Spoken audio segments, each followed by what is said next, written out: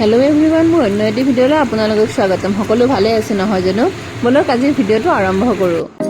কালি দেওবাৰ বুলি লগৰ ছোৱালী দুজন আহিছিলে হঠাৎ আহি পেলে তাহতে একো খবৰ নিদিয়াকে আহিছে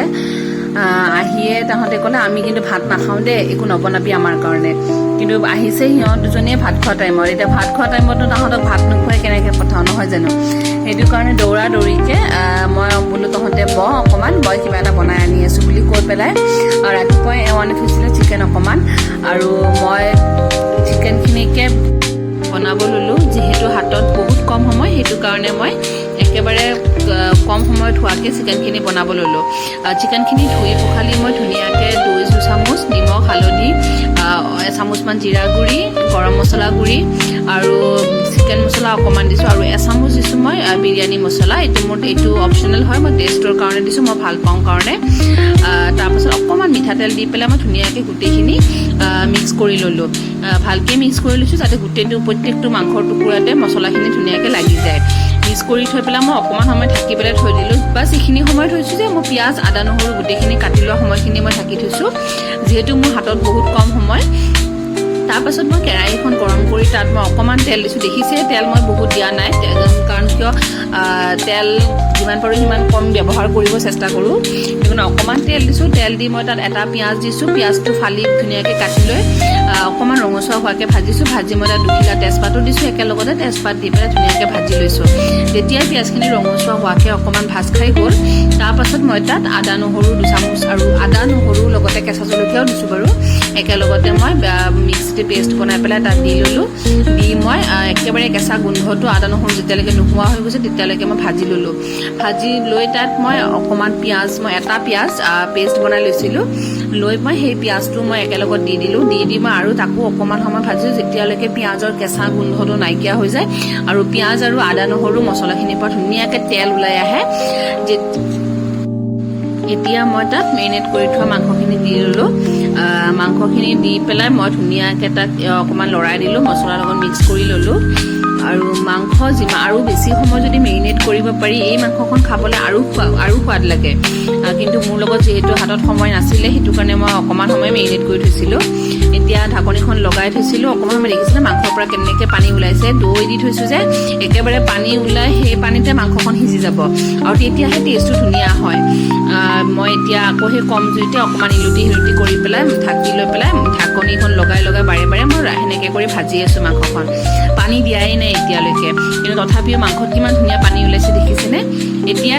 তাত মই 2টা ডাঙৰ আলু ফালি দিলোঁ আলু নহ'লেচোন মাংস খোৱা যে নালাগে কোনে ভাল পায় বাৰু আলু জনাবচোন মাংসৰ আলু বিশেষকৈ মই এনেতো আলু ভালে পাওঁ সেইটো বাৰু বেলেগ কথা কিন্তু মাংসৰ আলুটো যে মোৰ খুব প্ৰিয় মাংস নহ'লেও চলি যাব কিন্তু মোক আলুটো লাগিবই লাগিব যিয়ে নহওক এতিয়া মই আলুখিনি দি আৰু অকণমান সময় ইলুটি কৰি মই আকৌ ঢাকনিখন লগাই দি আৰু অকণমান সময় ভাজিবলৈ দিম এনেকৈ ঢাকনিখন লগাই ভাজি থাকিলোঁ যেতিয়ালৈকে মাংসৰ পৰা ওলোৱা পানীখিনি মাংসতে শুকাই মেলি একেবাৰে মাংসৰ পৰা তেল ওলাই নাহে তেতিয়ালৈকে ভাজিছোঁ